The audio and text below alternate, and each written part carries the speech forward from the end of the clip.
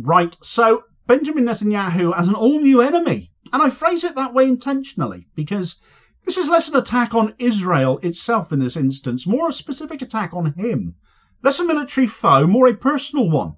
Because one of his biggest critics for the longest time now appears to have ramped things up a notch with a decisive attack on him personally. And where they've maybe skirted the lines of this before by attacking his actions, this time it's all on him. The enemy, inverted commas as I've put it, is Israeli daily newspaper Haaretz, who have, I would argue, now gone above and beyond anything they've said previously about Netanyahu. Because in the last few days, not only have Haaretz published articles broadly in agreement with international consensus of what Israel is doing now is a genocide, this is an Israeli paper now saying this, you have to keep in mind, but has also now directly accused Netanyahu of carrying out ethnic cleansing. Netanyahu has threatened to shut this newspaper down before because of their critical coverage, but now they have directly accused their own country's Prime Minister of carrying out war crimes. Not only a massive assault in the media on Netanyahu, as this is personally a direct attack and accusation, but also shames all other media still fawning over him, particularly in other countries. If an Israeli paper can now call him an out-and-out war criminal, then why can't they?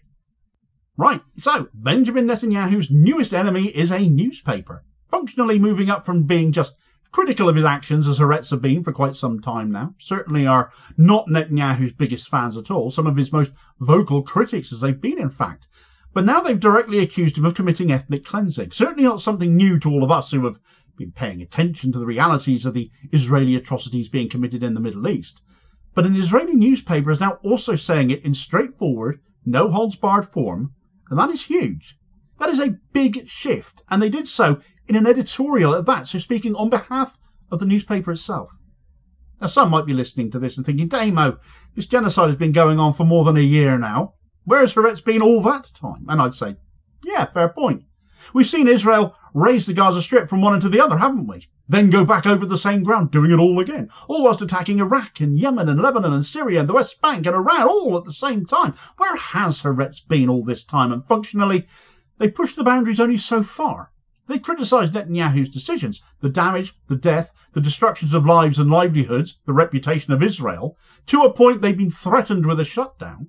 And we've seen Israel carry out such shutdowns of the media already. They banned Al Jazeera from reporting from Israel for months now, because of the truth they tell and the censorship Israel wishes to have in place.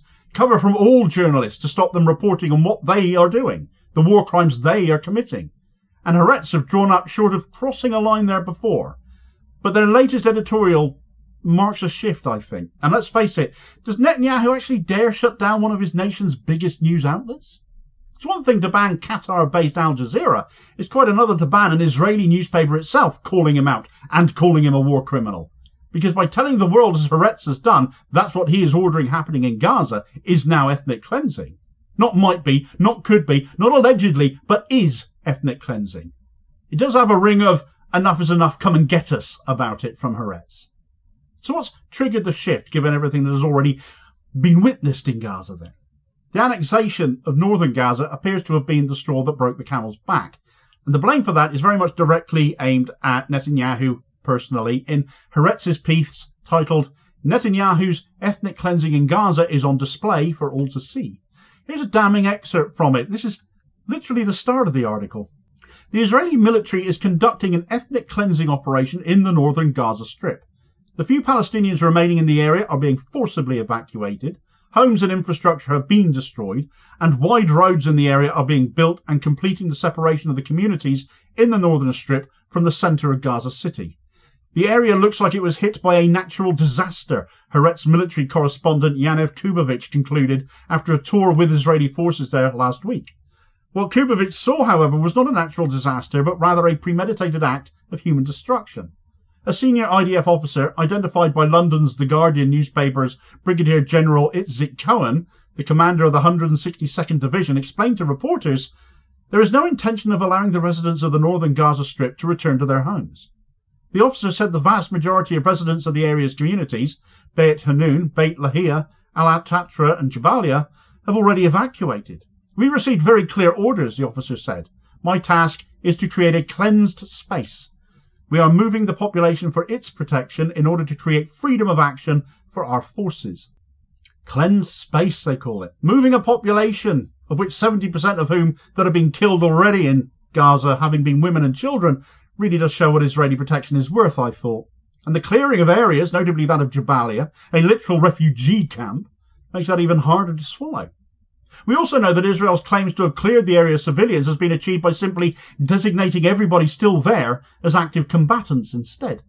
The soldiers there committing this act of ethnic cleansing were asked if they were enacting the now infamous General's Plan, which included ethnic cleansing, the splitting up of the Gaza Strip, of the population being housed in designated areas little different from concentration camps, complete with mercenary guards already hired to guard them, while other pockets of Gaza get carved up for Israeli occupation and settlement.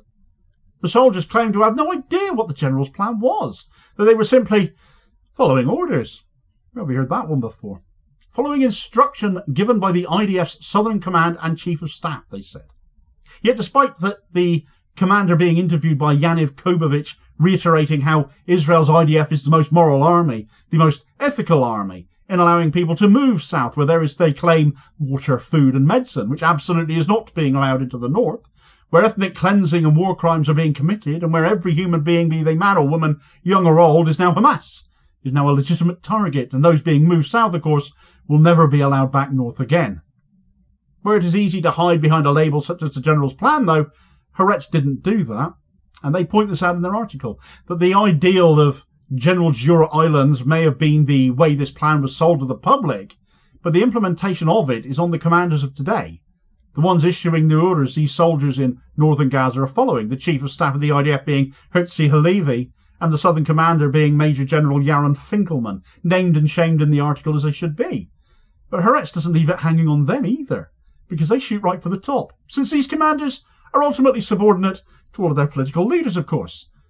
And so Haaretz suggests calling such moves the General's Plan should stop, and they should instead be called Netanyahu's orders. It is his total victory he is chasing. It is his war of rebirth that is seeing ethnic cleansing happening in Gaza. And it is utterly damning that this narrative is coming from an Israeli newspaper. Another Haaretz piece from today is asking not if Israel is committing genocide, but how it is committing genocide.